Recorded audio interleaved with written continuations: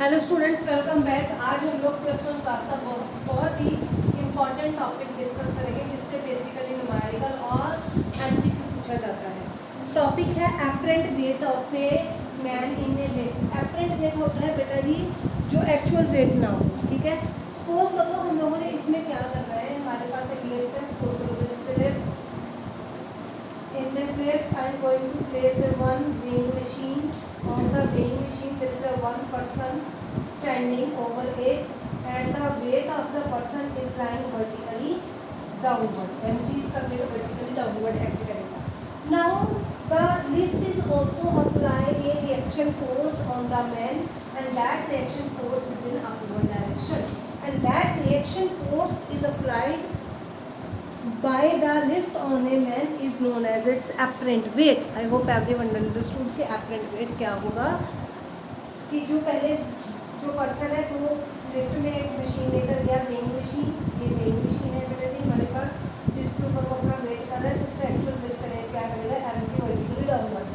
और ये जो लिफ्ट और वेइंग मशीन है ये भी इसके ऊपर एक डायरेक्टली फोर्स लगाएगी, वो r है, और वो r is known as a apparent weight of a man. अब हमने इसमें 3-4 इसके केस डिस्कस करने हैं। तो सबसे पहले हमारा केस है when lift moves upward with an acceleration A.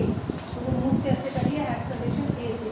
तो अब देखो ये जो फर्स्ट कंडीशन है, ये फर्स्ट केस है, lift is moving in upward direction with A. Is it okay? तो ये जो लिफ्ट है हमारे पास इस डायरेक्शन में मूव कर रही है, अपवर्ड डायरेक्शन में। तो हमारे पास net upward force on the man कितनी होगी, नेट अपवर्ड फोर्स। तो एक Newton second law of motion के अकॉर्डिंग हमारे पास नेट फोर्स क्या आएगी, इस पर्सन का मास है, नेट फोर्स क्या आएगी, एम ए कौन ज़्यादा है, देखो आर और ए दोनों एक डायरेक्शन में, एम जी दूसरों में, तो कौन ज़्यादा होगा, R minus M G. Is it okay? Clear हो गया? ये क्या है, net force in upward direction. अब देखो आप लोगों ने एपरेंट वेट निकालना है, तो आपके पास एपरेंट वेट क्या आएगा, आर इक्वल टू ये एम जी इधर बोलेगा, M A plus M G. तो आप एम कॉमन ले लो, तो आपके पास क्या आएगा, एम जी प्लस ए। अब इस रिलेशन से आपको क्या पता चलेगा, R is equal to M G plus A. अब देखो उसके एक्चुअल वेट में एक्सेलरेशन ऐड हो रही है, तो जब भी लिफ्ट अपवर्ड मूव करेगी तो what will happen with the wait of the person. तो हमें वेइंग मशीन में उसका एपरेंट वेट क्या नज़र आएगा, when the lift moves upward the apparent weight क्या आएगा, इंक्रीज। उसका एपरेंट वेट क्या होगा, इंक्रीज होगा। वेरी इंपॉर्टेंट, ये पूछा जाएगा। अब सेकंड केस है बेटा जी हमारे पास, when lift move downward with acceleration A. अब इसी को मैं एग्जांपल दे देती हूँ। अब सेकंड केस में हमारे पास लिफ्ट कैसे मूव कर रही है, डाउनवर्ड विद एक्सेलरेशन ए। अब आप चेक करो आपके पास नेट फोर्स कैसे आएगी इन डाउनवर्ड डायरेक्शन, नेट फोर्स। अब देखो आपके पास एम ए और एम जी दोनों एक डायरेक्शन में है, ठीक है। तो आपके पास नेट फोर्स कैसे आएगी, फॉर्मूला क्या आएगा इसका, चेक करो। देखो एम जी इधर है, M G minus R is equal to M A. Is it okay? तो आप लोग एम ए को इधर ले आओ और आर को उस साइड ले जाओ, तो आपके पास क्या बन जाएगा, M G minus M A is equal to R. तो what about apparent weight G minus A. इसका मीनिंग उसके एक्चुअल वेट में से एक्सेलरेशन माइनस हो रही है, और इन डाउनवर्ड जब भी लिफ्ट डाउनवर्ड मूव करेगी तो apparent weight of the person that is going to be decrease.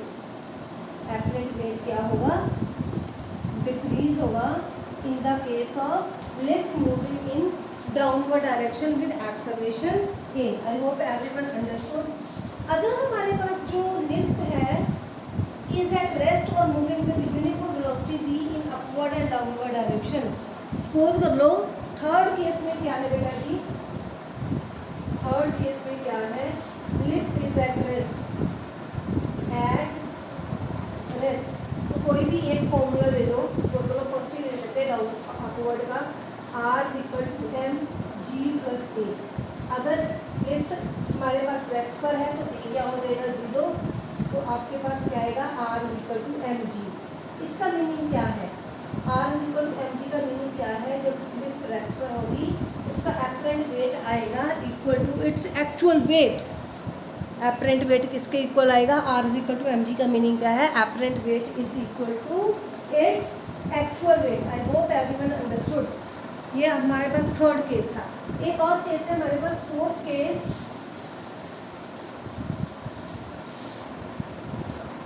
Fourth case है when lift fall freely. Fall freely क्या होगा, डाउनवर्ड डायरेक्शन में। तो डाउनवर्ड डायरेक्शन की नेट फोर्स हमारे पास क्या है, R = mg-a। तो जब भी लिफ्ट फ्रीली फॉल होगी उसमें क्या होगा, A = g। तो आप यहाँ पर A की वैल्यू g सब्स्टिट्यूट करो तो क्या आएगा mg-g। तो एपरेंट वेट क्या आ जाएगा 0। इसका मीनिंग क्या होगा, जब फ्रीली फॉल होगी लिफ्ट तो जो पर्सन का वेट है वो वेटलेसनेस में रहेगा, वेटलेसनेस। ठीक है, जब लिफ्ट अपवर्ड मूव करेगी एपरेंट वेट इंक्रीज होगा, लिफ्ट डाउनवर्ड मूव करेगी तो एपरेंट वेट डिक्रीज होगा। जब लिफ्ट रेस्ट पर है उसका apparent weight is equal to actual weight होगा। और लास्ट में जब लिफ्ट फ्रीली फॉल करेगी, फ्रीली फॉल कैसे की, डाउनवर्ड डायरेक्शन में, तो डाउनवर्ड डायरेक्शन की नेट फोर्स का फॉर्मूला लिख दो और A = g पुट कर दो।